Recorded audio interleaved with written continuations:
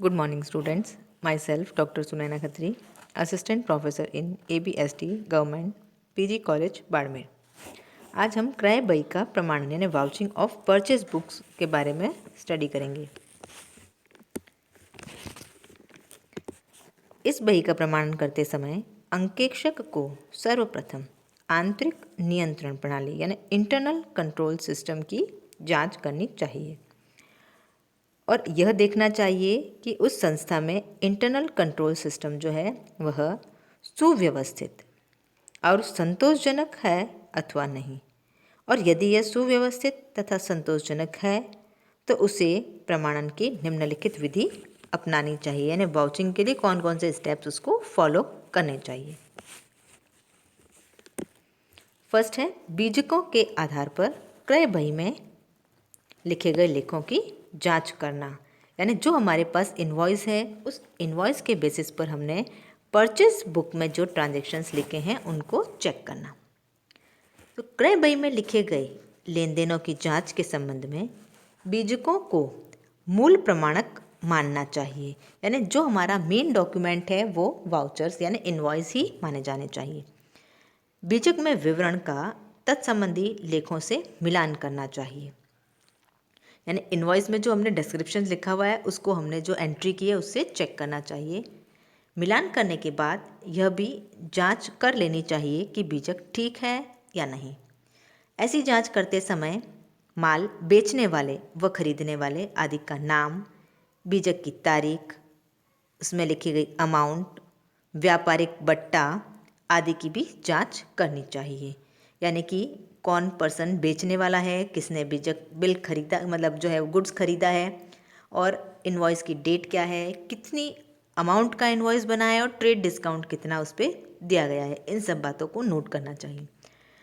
प्रत्येक बीजक संस्था के नाम में होना चाहिए, यानी व्यक्ति के पर्सनल नाम में नहीं होना चाहिए, तथा उस माल के संबंध में होना चाहिए जिसमें वह संस्था व्यापार करती है। सेकंड है खोए हुए प्रमाणकों का रिकॉर्ड रखना, यानी अगर कोई वाउचर्स हमारा जो है वो मिसिंग हो गया है तो उसको रिकॉर्ड करके रखना। क्रय बही का प्रमाणन करते समय अंकेक्षक को जिस लेखे के संबंध में उचित प्रमाण प्राप्त न हो सके उनकी दूसरी प्रतिलिपि यानी डुप्लीकेट कॉपी मांगनी चाहिए।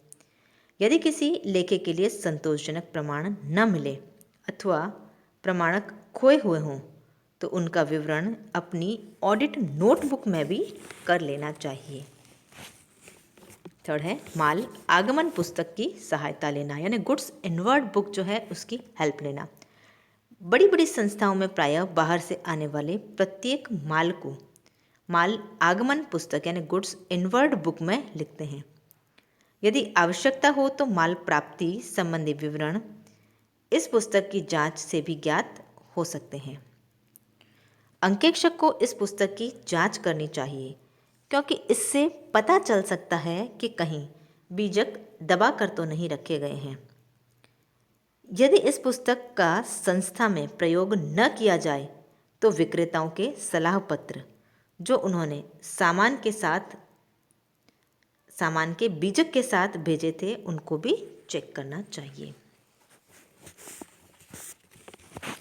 नेक्स्ट है फोर्थ क्रय बही के योग यानी टोटल और खतौनी की जांच करना। तो क्रय बही में लिखे गए लेखों की सत्यता के बाद उनके योगों की यानी उनका टोटल लगा के चेक करना चाहिए तथा उसके लेखों की खतौनी की जांच करनी चाहिए।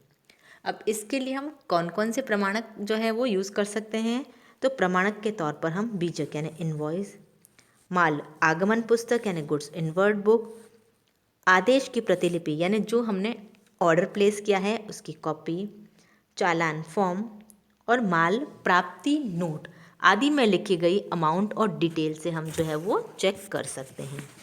तो इस प्रकार जो है वो क्रय बुक का वाउचिंग किया जाता है। Thank you.